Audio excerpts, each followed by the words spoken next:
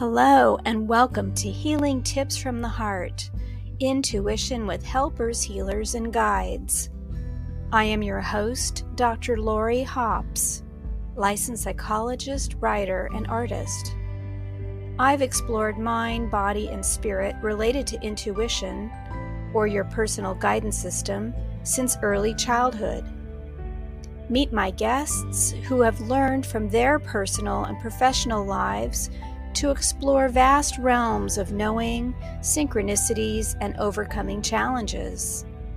Their stories may inspire you with tools to enhance your daily living and relationships.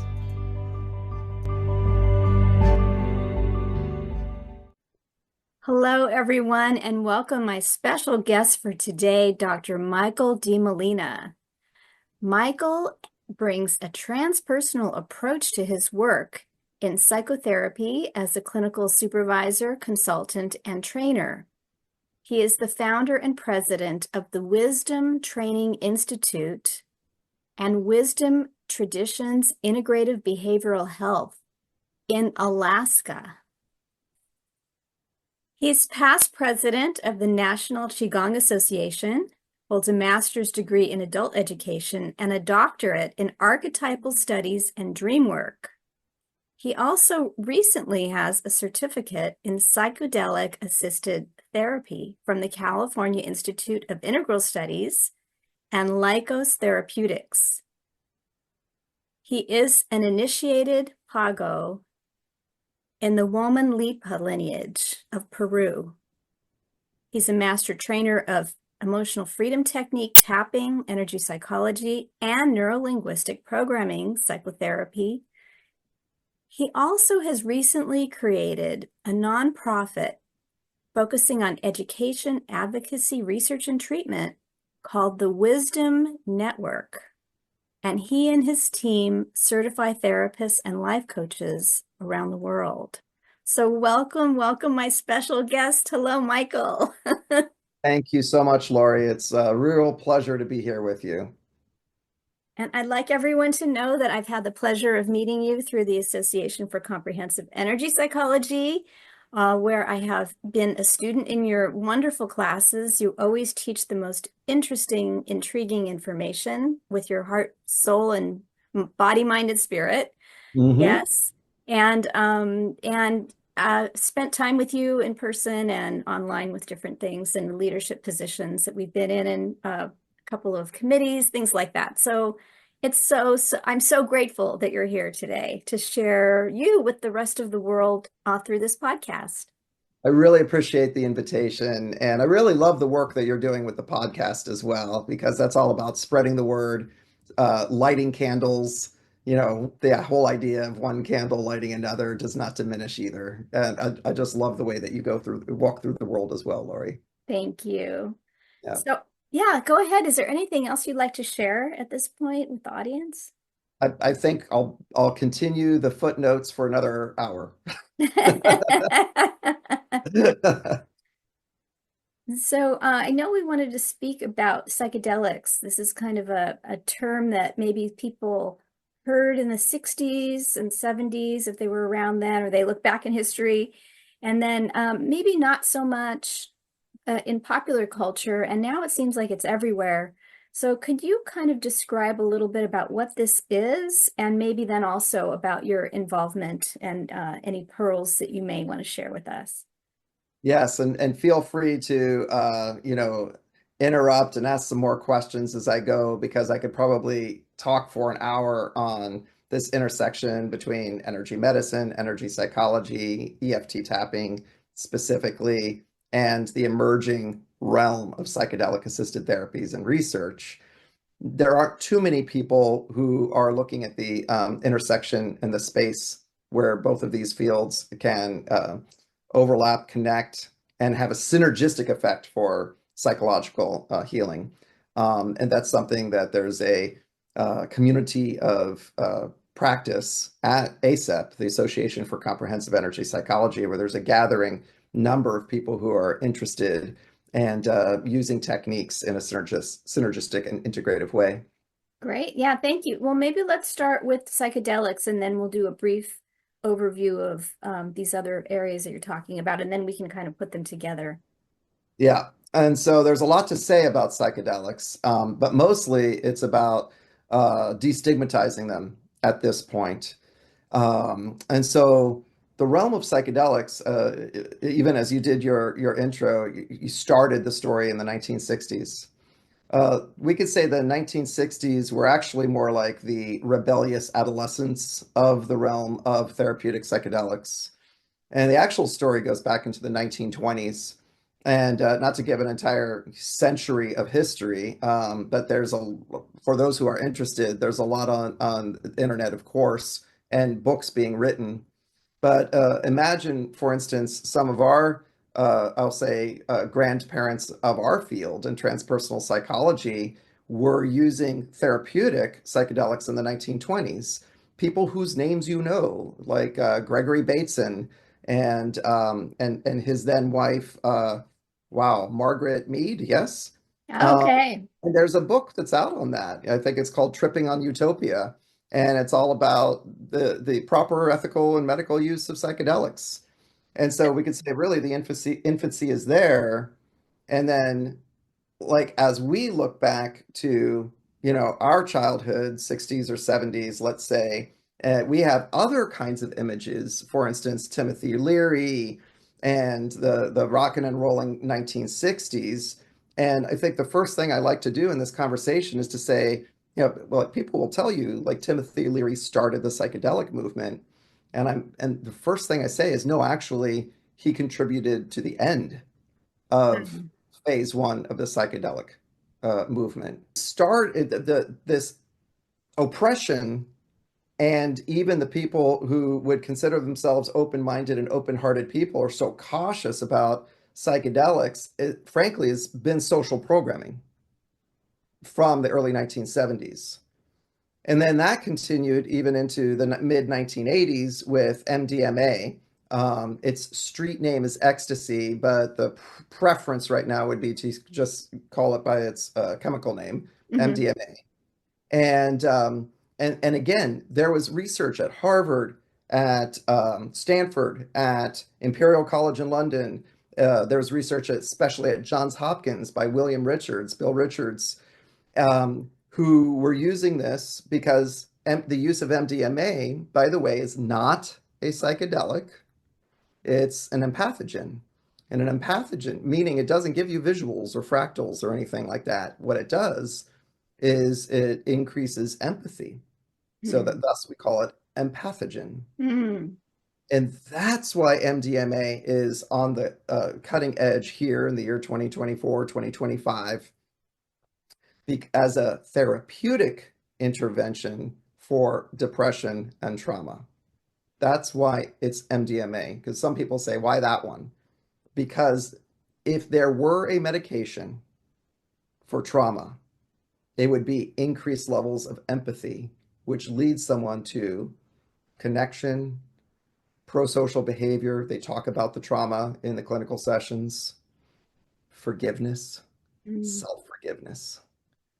And it with therapists in the room, and we can talk later about what the actual clinical container is around all of this. Mhm. People are having a resolution for depression, for trauma, meaning that they no longer meet the criteria for a diagnosis of depression or trauma based on DSM. The signs and symptoms literally are not met. They're neutralized Wow. at the level of 70% effectiveness. There is nothing else that gives that level of mitigation of PTS more than 70%. Incredible. That's what the two phase three trials showed. Wow. So that's, and as quickly as I could do, 100 years Yeah. of history Yay. to the moment that we're in right now. Yeah, yeah. Beautiful. Thank you for that. Wow, what a synopsis. It's kind of mind-blowing. All the different streams, the political, the social, the spiritual, the biochemical, like all these streams are coming together, and these powerful healing modalities that can be used, abused, enhanced. And when things become so powerful like this, then they become sought after, a threat potentially, and can be open the door to manipulation for different outcomes. So, wow, that's really, really incredible. And so, as we're beginning our discussion, Mhm. um, could you please just describe in a very simple term, what are psychedelics? For those who may not know, they may have heard the term and or don't know, or they get it confused with something else. Exactly right, Laurie. And there's so much misinformation. Part of my current mission, if not anything else, is to put the what's being called the psychedelic renaissance into the therapeutic container and talking about the legal, ethical, and even we could say psychospiritual, results of the use of psychedelics. And there are a lot of different things that are getting kind of clumped into that word psychedelics. So psychedelics themselves are LSD, psilocybin mushrooms, DMT5, and mescaline. So using then the plant medicine verbiage, psilocybin, magic mushrooms, um, DMT is the active ingredient in ayahuasca. And because of my training and my lineage in Peru, I prefer to use the term Madre Ayahuasca because that's how it's referred as the mother. And then mescaline is a peyote. Hmm. And I do have very specific lines that I'm drawing in the sand that I believe that we should honor and respect indigenous traditions. For example, peyote is already being poached and over harvested to the point where it's already endangered. Mm. And the mass amount of it growing, of course, in the Southwest is on reservation land, Hmm. little land that we as a government have given those traditions, and people are feeling very free to just walk into reservation land and cut the peyote and then sell it, into an underground market. And so the first thing for those who are interested in this kind of topic is, as I say, respect the wisdom traditions, the spiritual traditions of each one of these indigenous ways of knowing, and that the plant medicine has been part of a healing tradition for thousands of years. Hmm. And to be very frank, let's just leave that alone. There are other ways of having these experiences in a healing way within the container uh, of transpersonal psychology, which I'm sure we'll get to here in another moment as well. So Okay. those are psychedelics. And the term's used, and I'm just, doing my best to have a psychedelic literacy, Yes. right? Okay. They're the ones who are going to give a visual effect, like a fractal. Those are the ones that are going to give, an auditory effect. They have the ability to bring someone into their own internal alignment. And for example, in the state of Oregon, as we speak, January 2025, their own law clicked over where one does not have to be an Oregon citizen anymore to have a license to be a sitter for somebody else in a therapeutic way. Now people can apply. Of A course, you have to sitter meaning what? Sorry.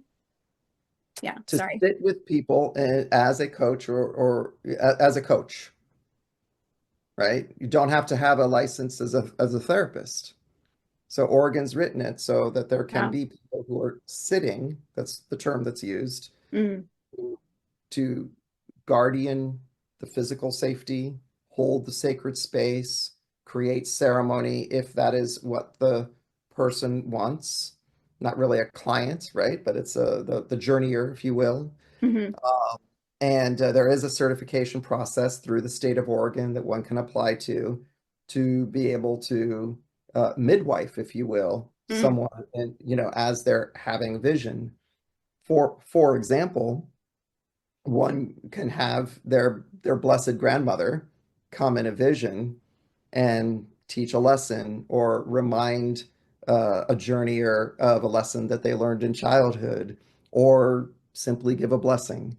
And those kinds of things can happen And not to get too far afield of your question, but those are those are lifetime cathartic experiences, for the journeyer, saying like, that's right, this is some wisdom I knew from childhood, or even this is something I forgot I knew, but Yeah. now I need it in my current life situation, Mhm. and now I can apply it.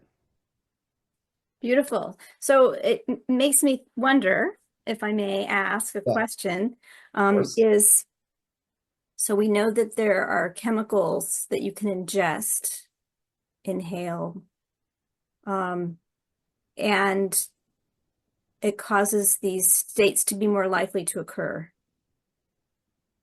You mentioned transpersonal. So would psychedelic experiences also include something that's not ingested or inhaled?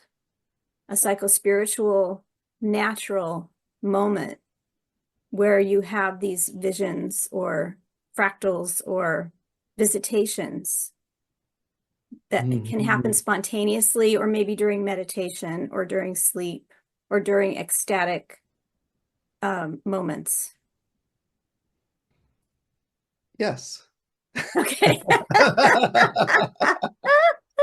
Because I didn't know if that's like considered separate. Like it matters the path that you took to get there, or is it the there that you get to? It doesn't matter what path. I think that, of course, I think as you ask the question, you know the answer. And I have a long answer, if you will.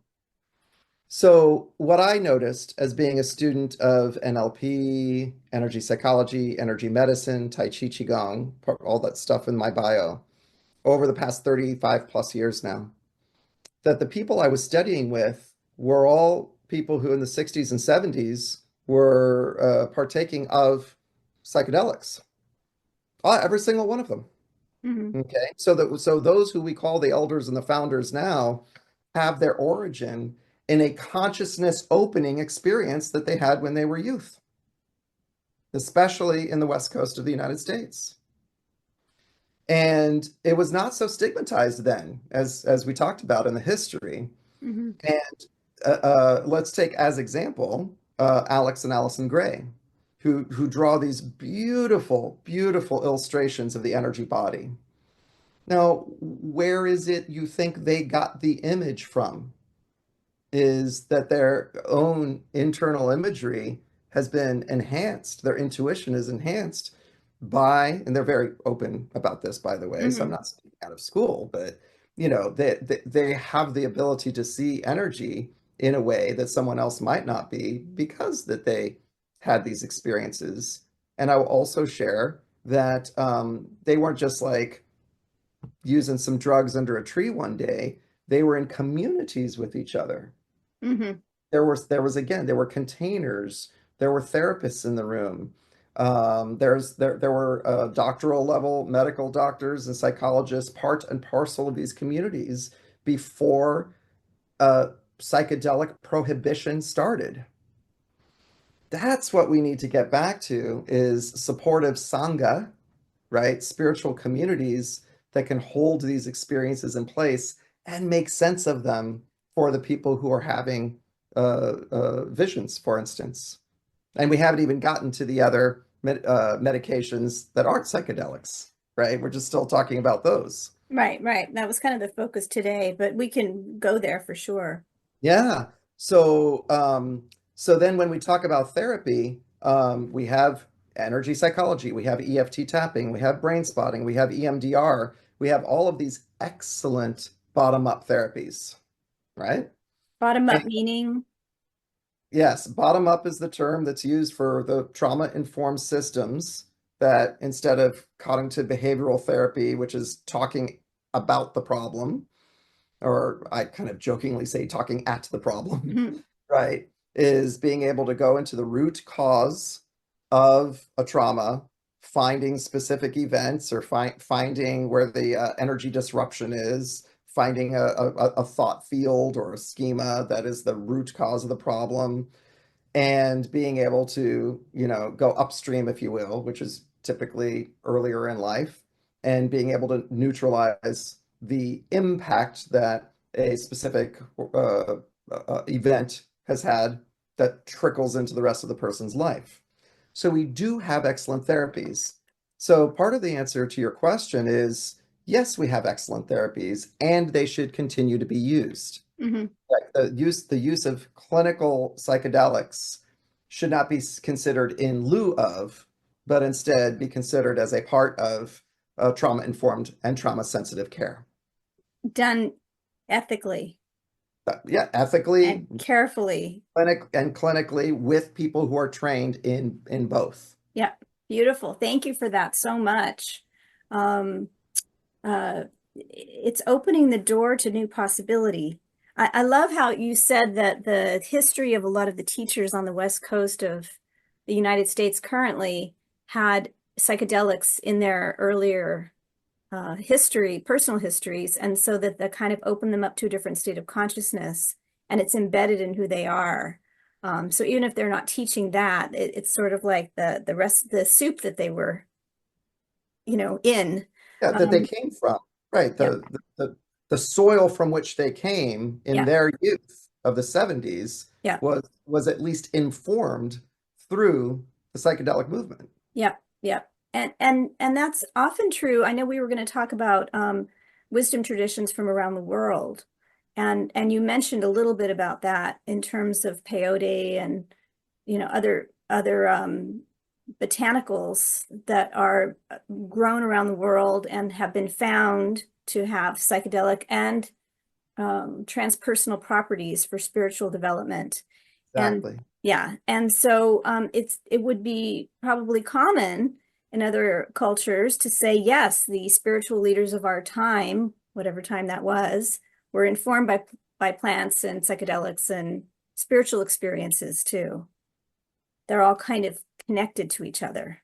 Right. If we look at the tradition, the 10,000 or probably 20,000 year tradition of healers and shamans from around the world, we know from a fact that they were employing three, what we would now call interventions, a very clinical colonial term, but let's say three modes of healing. First and foremost, ritual and ceremony, which has the healing effect of protecting people from stress. Every therapist in the world is using some level of ritual and containment. Hmm. Second, they were using some version of the energetic biofield of the body. In China, of course, meridians, in India, chakras. But if we look at the indigenous traditions of the Americas, I was so pleased my first year in the Sacred Valley of Peru. They said, "Oh, let us teach you our energy exercise as your preparation for anything else you might do." And they promptly taught me what we in the US would at least call Qigong, which is a Chinese term for an energy exercise. They had their own qigongs. They're Hmm. just not as well known in the U.S. or in Western culture as the Chinese culture is, but they have their own healing system that is very heart chakra based, more so than the other systems. So ritual ceremony, energy, and plants, Hmm. right? Not just the psychedelic plants that happen to have some DMT in them, but the entire materia medica of the botanicals that the earth itself gives in Hmm. each one of these places in the world. Hmm. For example, here's another one is iboga from Africa. That is being researched for 30 years for addictions. Oh. Research is indicating that people who would take I think just like one clinical ethical right use, which means therapists and doctors are involved, and the meaning making that's coming out of the experience, just like the shamans of old, we can use our transpersonal approach, our Jungian archetypal approach to therapy, which is now called for more than CBT, cognitive behavioral therapy, not so much in the frontal lobe, but more about our essence of our beingness, our Hmm. energy field, and our holistic intellectual, emotional, spiritual self. Hmm. And when that kind of work is being done, check this out, people are reporting 9 months after one session, zero cravings for drugs or alcohol. Wow. Zero. Zero.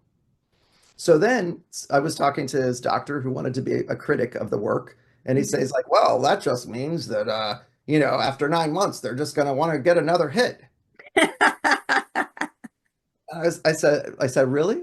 So let me introduce, and I know I'm talking a lot of clinical medical here, but this is why I'm emphasizing that we need to just like think through this. Mm, So if we could take a street addict who's strung out on opiates and do one session and there's zero cravings for 9 months, and we can put them into any intensive outpatient program that's anywhere in the country or the world for 9 months, and then teach them all the life skills that they need in order to live a sober life, and we're not fighting the craving cycle, right. maybe we call that a win. Yes. Right. This is the way we need to start to think about the appropriate use of psychedelics. And iboga, again, isn't even a psychedelic. Technically, it's a nicotine receptor antagonist. Oh, Right. And so that's why, the word psychedelic doesn't even describe everything that yeah. this kind of conversation encompasses. Yep, yep. And let's expand that view of the street addict to all addicts. Right, alcoholic, but also behavioral process, right? Overeating, gambling. The big thing now is video games, Yeah, pornography. yeah, Almost any behavior can become an addiction if we understand addictive in a more broad sense, which is a behavior that one engages in to kind of cover up their own processes, their own thoughts, their own feelings, their own trauma, their own processes. right. Yeah, Right. interesting about the nicotine because I know that the nicotine, the craving cycles are so rapid. Um, Yes. and so it's like if you can capture that quick, rapid craving cycle and kind of neutralize that, then the slower wave of crave, even for stronger drugs, maybe is going to be more successful. That's fascinating. So let me, yeah, you were going to say something, I can tell. Yeah, so I was just gonna, yeah, bring that back around Yeah. to bottom-up therapies are going to still be needed and still be a part of the integration process. Hmm. Parts work, internal family systems, the things that certain cutting-edge therapists know how to do and approach are still needed because then the question comes up, what do you do in those 9 months? You help the person heal without fighting a craving cycle. Yeah. So we would still do the work that many of us have been doing. Beautiful. Thank you for so much for that. Wow. Okay. So we've gone to psychedelics, therapeutic use, ethical use with the clinical safety and understanding of the dynamics of what can happen, what can go wrong. And then also um, the the bottom up therapies that deal with the energy field, the thought fields, and the emotional stuckness or frozenness where trauma happens and how to release that. It's not Hmm. just the thinking about it or talking at it. Yep. And then combining them together, which, not everyone's going to be trained in both systems. But what do you see as if I were a sitter coming to Oregon and I didn't know about energy psychology, what would you say would be the advantage of having these bottom-up therapies combined with the appropriate use of psychedelics? Hmm. So to go into Oregon, I would highly recommend to get certified. Hmm. Does one have to do that? I'm not actually very clear in this moment what the Oregon law specifically says, but from what I understand, Oregon has passed legal use of psilocybin specifically. If anyone wants to do is called to the work, whether they're licensed or they want to be kind of a life coach or what we might call an integration coach, Hmm. please get trained. Please get certified. Do not bypass the best thinking of all of the thought leaders of the last 100 years that we just talked about Hmm. engage in what it means to be a responsible sitter and guide. And that means to do specific training in regard to at least one, if not two, systems that help someone integrate and meaning making. When we're looking at the MAPS is the organization, the Multidisciplinary Association for Psychedelic Science is MAPS, and they've been working for 38 years on the legalization of psychedelics, as we're discussing. And they've Hmm. created that model, and they went through the FDA process since 19, I want to say 86. And so many people are just hearing about psychedelics, like, oh my gosh, where's this coming out of left field? But there's been uh, quietly at first what we all kind of know about how the FDA works. There's phase 1 trials, they hone it in, what works, what doesn't. There's phase 2 trials, they hone it in. What universities are doing this? Again, Johns Hopkins, Stanford, Imperial College in London, many others. There's professors and researchers across the world who have been moving this forward. Then there was 2 phase 3 trials. What we now know about the neuroscience of these psychedelics and related substances is, first of all, I think many people now know about the amygdala, which is in the center of the brain. They're about the size of an almond. There's one on the left side, there's one on the right side, and they live right underneath the library of memories in the brain called the hippocampus. And the amygdala is the part of the brain that tells you to freak out. Yeah, the amygdala are the parts that are in charge of fear response, but also, to get more sophisticated now, it's not just fear.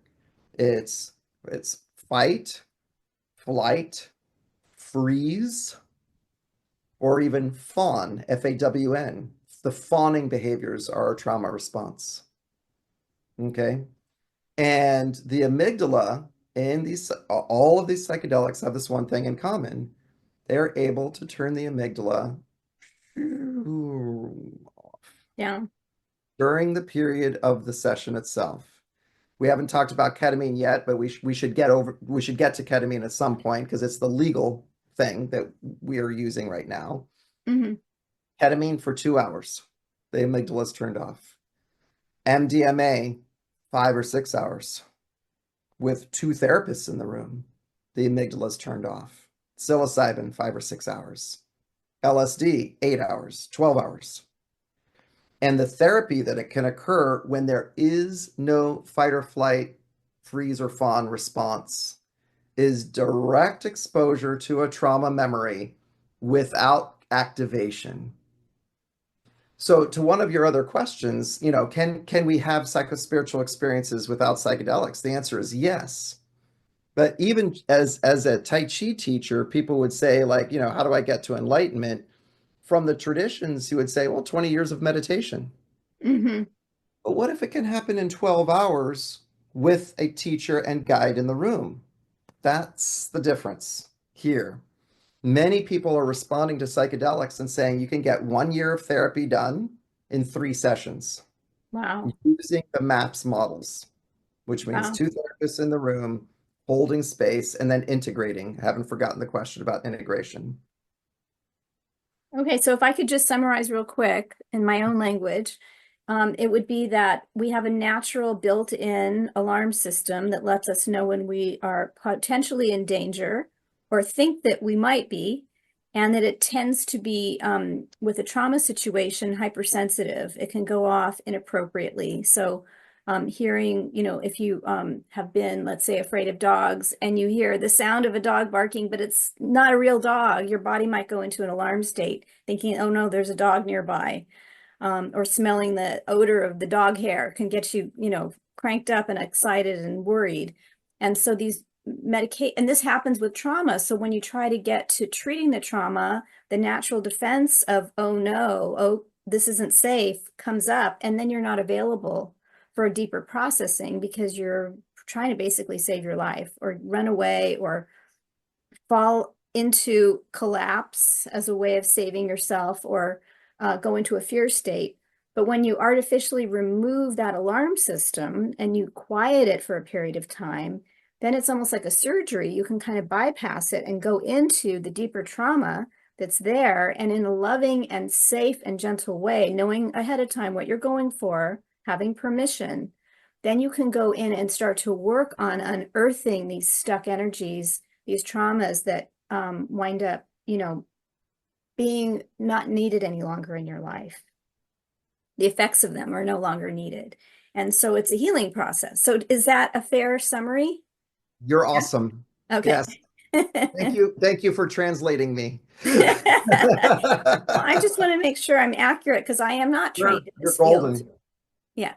They're golden. Okay. And there's more, as they Yes. say. Yes, Because always. we're still getting to this integration, this idea of integration. Yes. Thank you. Yeah, oh, well, thank you. Thank you. And so there's another part of the brain called the default mode network, or DMN, default mode network. Mm-hmm. And this is many parts of the brain who together essentially network out the sense of who I am, the sense of identity. And what gives me my sense of identity is my thoughts, my belief systems, my background, but maybe most importantly, the story I tell about myself. The narrative, and this is where the narrative therapy people really got it right. The narrative that I tell about myself could be causing me more pain and distress. Yeah. Now, there's a part of the brain in charge of that, right? We could talk about the committee upstairs, right?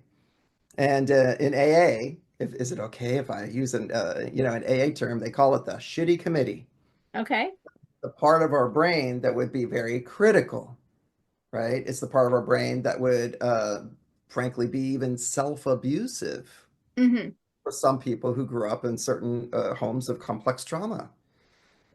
It's the part of the brain, even for just normal, regular person who typically would say, "I'm not worth the time to eat well, or to walk around the block, or get some level of exercise, or to spend money on a therapist for me. That would be so selfish of me to take care of myself that way." Mm-hmm. Now, those are all stories we tell about ourselves. Those are the examples.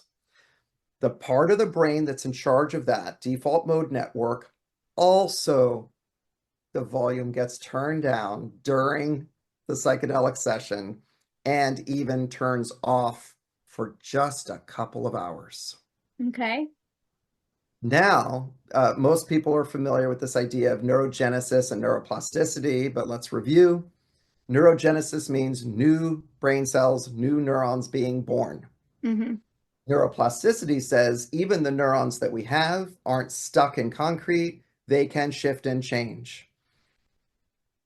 How do they shift and change? By the story we tell about ourselves. We can change it. So now what's happening is after a session, there is a period of about 3 months, 90 days, in which we are rewriting our own narrative. That's integration. Okay. That's the role for the coach, the integration coach. That's the role for the therapist who has some level of trauma-informed care, one of those bottom-up therapies. That's the role, because we are now assisting without projecting our own psychological material. We're assisting the person in meaning making in a new way while there's these new neural pathways being born, and there's plasticity where we can actually change the architecture and structure of the memory itself. Beautiful. That's What an integration. opportunity. It's a magical opportunity. It's like the whiteboard gets erased Yes, and you get to create something new. And if you probably do nothing, I would imagine it would go back to its original messaging, programming. it does. And that's where I'm standing so strongly against recreational use of psychedelics. This is my position is not advocating for recreational use. And that's something I need to say over and over again. Hmm. Very strong advocacy for clinical and ethical use, because when in our lives do we get a chance like this to rewrite our own personal narrative of how we think and feel and experience ourselves? And we can really use the tools of energy psychology, EFT. A lot of neurolinguistic programming is about rewriting the programs. That's why they chose that word P for programming. We get to rewrite childhood programs. So here's a question for you. And I'm thinking about all the situations of spiritual journeying that I've done and other people have done, where there's often these really intensive experiences followed by sometimes 3 to 4 months of changing Mhm. your diet, changing your, what you're thinking, your daily practice. So it's capitalizing on, it's, intensifying that period, that window, and trying to build in new habits and new uh, Mhm. processes. So here's my question. If I would imagine that having your identity erased in a sense, or loosened, or That might be a softened. scary word for someone to say erase. That might be scary. Yes. So I need to be really clear. It's not erased. Okay. In fact, it's still there. It's just the volume gets turned down. I think Okay. that's an important distinction. Okay. Thank How you. scary would it be, right? To go, oh, erase. What's that Yeah. mean? Yeah. Yeah. Yeah. Just gets turned down for several hours and then comes back up, but then capable of being like editing the lyrics to a song, rewriting a line to a poem, Okay. right? Like the opportunity to say, like, why do people not follow through on their diets? Is kind of where you're going. It's because at some point they tell themselves, this is easier. This is, easy. Fast food is easier. They're telling a story to themselves. Or they're still in the same context that created the problem in the first place. Exactly. Okay, so it isn't so much of a loss of identity that someone goes through an existential crisis and doesn't know who they are any longer. hmm It shouldn't be with appropriate dosage. Now we're talking about that there are clinical thresholds to dosage. Hmm. Can there be an overdose of a psychedelic? Yes, Hmm. that's still a medical concern. That's why we want to tap into the medical community. It was why we want to educate the medical community on appropriate dosage, dose, amount, frequency, duration, all the things that Western medicine has already determined for all the other medications. Yeah. And I imagine it's also like all the other medications, idiosyncratic to the person. Yes, there's certainly a portion of that based on the past personal history, but also, and I always so much appreciate the work you do in the world where you're talking about, releasing someone's own inner intuition. What if someone already is predisposed to, my example of my grandmother coming and visiting me? That Right. was a real story, right? And reminding me of something that she taught me at 5. You know what I mean? So we could be very Western about that and say, well, Michael, it was just a released memory of something you already had. Yeah, that could be true. Or it could have been a visitation based on who you are as a human being, right? And that's your point. And I really want to fully support that many, many of us have worked our lives to develop our intuition, Hmm. right? Hmm. And to become aware of our energy body, which is what Qigong is all about, right? Or to enhance our intuition or even to trust it more. So all of that work that I know that you are doing is crucial as the preparation stage before someone might even choose to work with a plant medicine. I would consider all of that as preparation stage. Hmm. As example, when I went to Peru, I mentioned this, and I originally asked about it, about working with Madre Ayahuasca, and they said, well, first, let us teach you our energy exercises. Hmm. I did those for many years prior to anything else in the tradition to prepare my energy body and to prepare myself psychologically. Yeah. And to me, that's honoring the sacredness of this. Yeah. The psychedelics should never become a profane act. It has its roots in Mother Earth. It has its roots in the shamanic healing traditions. We, as psychologists, therapists, doctors, kind of hold that archetypal energy in our Western society.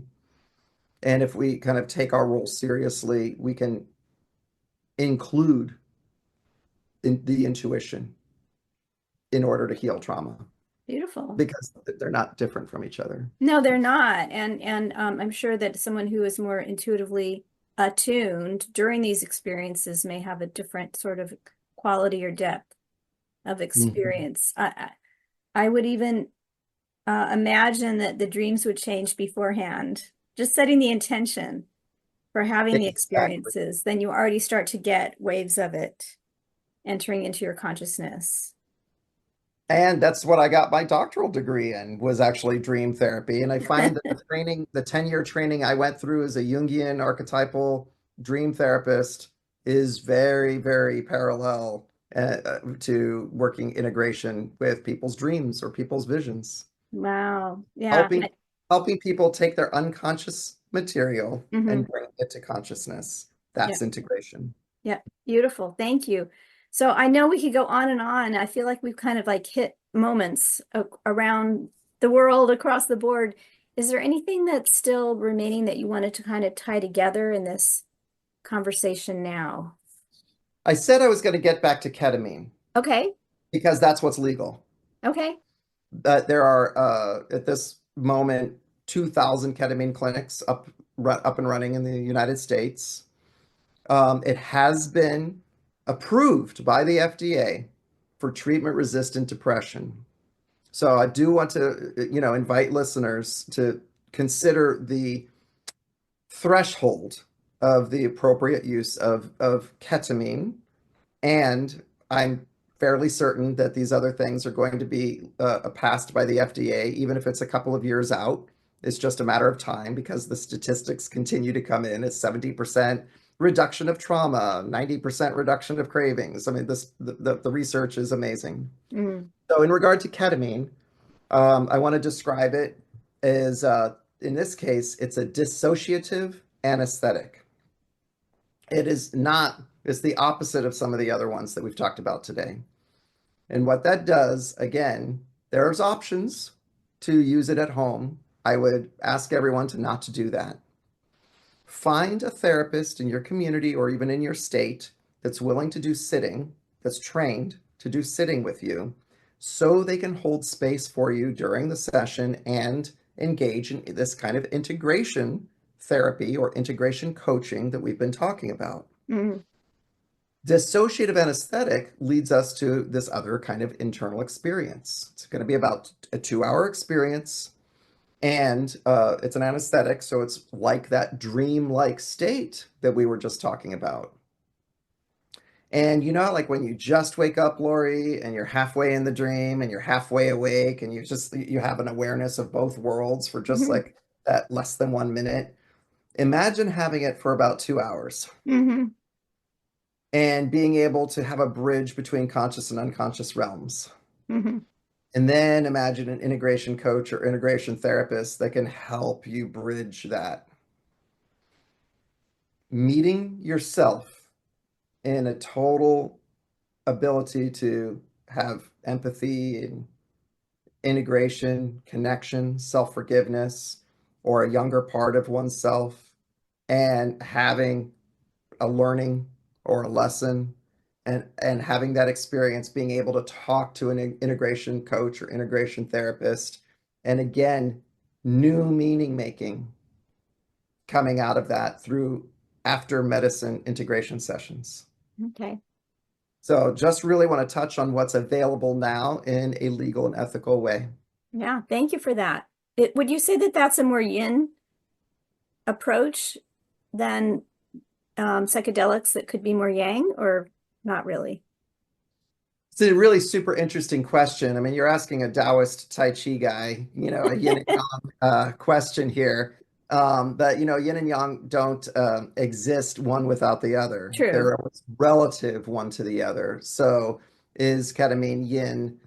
as related to MDMA, which does have a little bit of a amphetamine in it. Yeah. Yes, absolutely. One would be more quiet. Yeah. And MDMA, one of the reasons it's so good for trauma, by the way, is because there's that added energy boost that leads to pro-social behavior, meaning people are more likely to talk through the trauma with MDMA, whereas Oh, a ketamine session would be very quiet and internal experienced. oh, interesting. Yeah, different medicines for different clinical reasons. Yeah, and you want to make sure that you're not overmatching the natural tendency. So if someone has a natural tendency to push away, to quiet, to not think, to be a little bit less detail oriented, more slippery, more, you might not want more of that. You know, you really bring up a very important purpose of having a coach or therapist in the room, or at least holding space, is that if I've been dealing with some kind of event from my past, either weeks, months, year, or years, or a lifetime, of course I'm going to want to avoid it, right? Yes, Like right. that's part of the survival skill of living on this rotating mud ball of the planet Earth, is we find ways of dissociating ourselves Yeah. from our own past personal history. So even in a medicine session, the medicine's not quote unquote doing it for you. As Aldous Huxley said in the 1950s, he wrote this book called The Doors of Perception. And he says, the psychedelics can lead you to the doors of perception. It can even open up the door, but you still have to walk through. Hmm. You're still lucid during these experiences. Hmm. That fear factor of avoidance could absolutely still pop up. And that's the purpose of having the coach or the therapist there, is to say, now's your window, now's your chance. Trust, let go, release. This is why you're here. Yeah. Move through it. It's okay. You're safe. Move towards it. And Bill Richards from Johns Hopkins has a great metaphor for this. He says, if you meet a dragon during one of these experiences and you want to run the other way, choose to go toward the dragon. Mm. And if the dragon opens its jaws to devour you, you walk through the mouth of the dragon. Yeah. And if you're afraid of going into the belly of dragon, move into the belly and turn around and look through the dragon's eyes at yourself. Oh. And there is the medicine. Oh. And we are now complete. I love it. I love it. I love how the archetypal story came in. Yeah. Yeah. Jonah and the whale. Yes. Same Absolutely thing, being so. swallowed by the monster, and then Yeah. the rebirth that happens after when you go into the belly of the whale, and how you find Mhm. yourself again, and what you're running away from, and what you're trying to avoid, and how sometimes you have to go into the storm. Yeah. Mhm. Yeah. Mhm. Oh, this has been so delightful. I know I could go on and on. Is there anything else you'd like to share before we say goodbye for today? I want to make sure that everyone understands that from this, professional, clinical, research-oriented best practice model, um, that really there's a prevailing ethic that's important for us to talk about. And the ethic should always be about the free will and agency and autonomy, to include body autonomy, of the identified client or patient, depending on, if you're a coach or medical professional.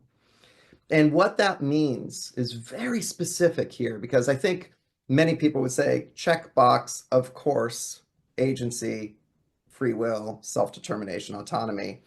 But in this realm, we're working with people who, by definition, are going to be in a vulnerable position and under our care.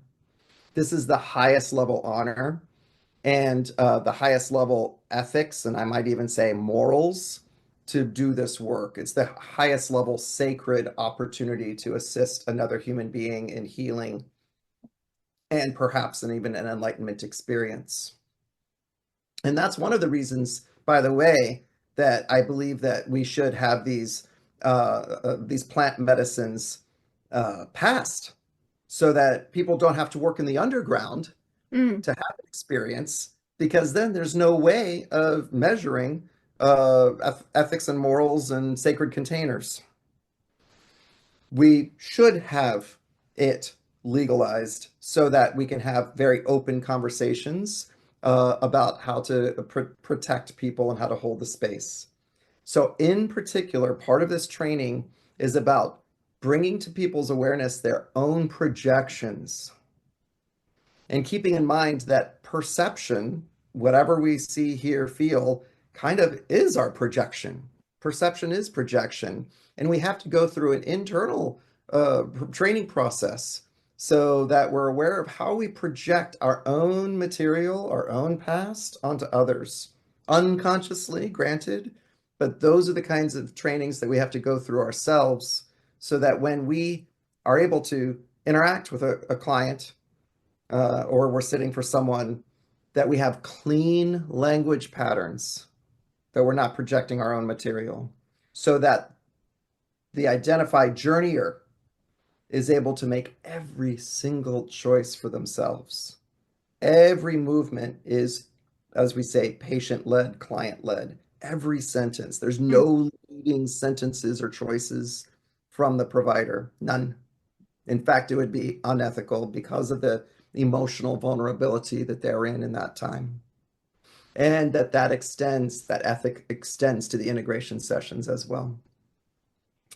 So that is the most important thing for anyone who's interested in doing the work, either as client or interested in getting certified, as the psychedelic renaissance and the psychedelic awakening continues. Oh, beautiful. So there's an extreme responsibility to not only do no harm, but in your maybe misguided do goodness, to say, oh, this is what this person needs right now. I'm going to help them by suggesting this or that. And what you're saying is keep it clean, distant, supportive, but not interfering or interjecting your own story into their experience, because they're in such it's like a surgery. You have to have a clean environment during surgery so that the patient doesn't get an infection. And Perfect. so you need to really be clear on your, protective gear psychologically so that you're not adding anything in, even if you think it's going to be helpful because they're in a very delicate space of trying to figure out what they best need in that moment. Yes, the well-meaning projection sounds a lot like, this is what I know helped me, so certainly I know I can suggest it because it might help this other Yeah. person. Yeah. None of it. That's not clean. Yeah. Yeah. Thank you for adding that in. That's very insightful and helpful information. Thank you. I appreciate it.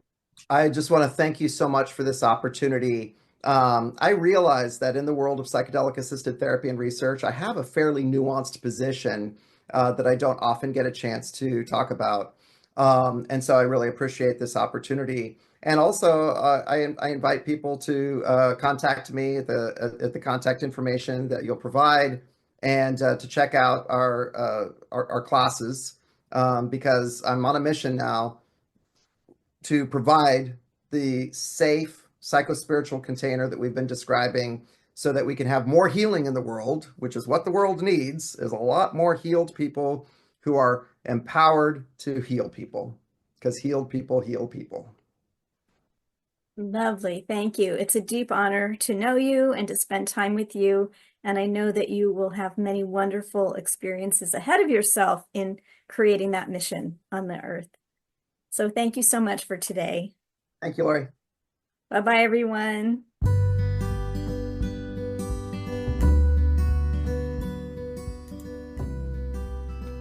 Thank you for joining us for today's podcast. If you want to learn more, you can visit my website for podcast and resources at hopshealingtips.com. You can also like, share, and subscribe to this channel. This podcast is for information and entertainment purposes only and is not providing healthcare advice. Please seek guidance from your professional healthcare team should you need assistance.